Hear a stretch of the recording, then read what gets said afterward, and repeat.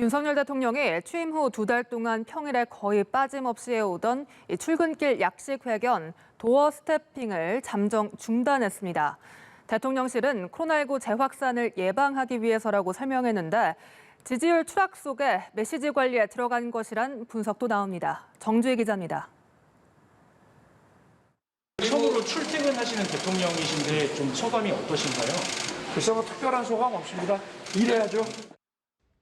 윤석열 대통령이 취임 이튿날부터 해온 출근길 약식 회견, 도어 스태핑이 2달 만에 중단됐습니다.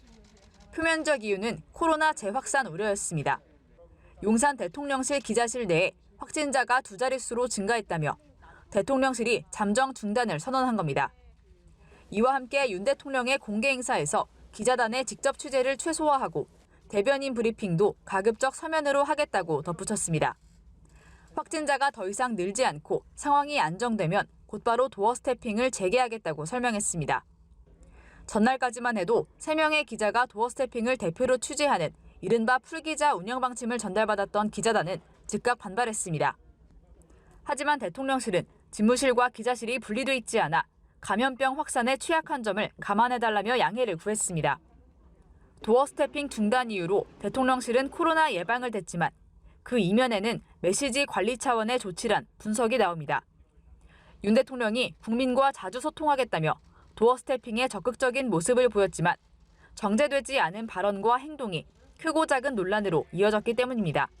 문재인 전 대통령 약산사적 시위 계속되고 있는데 어떻게 보고 계신지 궁금합니다.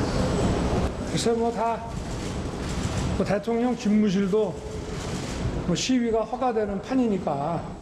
지금 이 반복되는 문제들이 사전에 충분히 검증 가능한 것들이 많았거든요. 이게 다른 정권 때하고 한번 비교를 해보세요. 사람들의 가질이나 이런 거를. 대통령실 내부에서도 도어 스태핑 논란을 계기 삼아 이를 중단하거나 횟수를 줄여야 한다는 의견도 나온 것으로 알려졌습니다. 도어 스태핑이 애초 의도와 다르게 대통령 국정 지지도에 불안 요소가 되면서 당분간 형식과 횟수에 있어 재점검의 과정을 거칠 것으로 전망됩니다.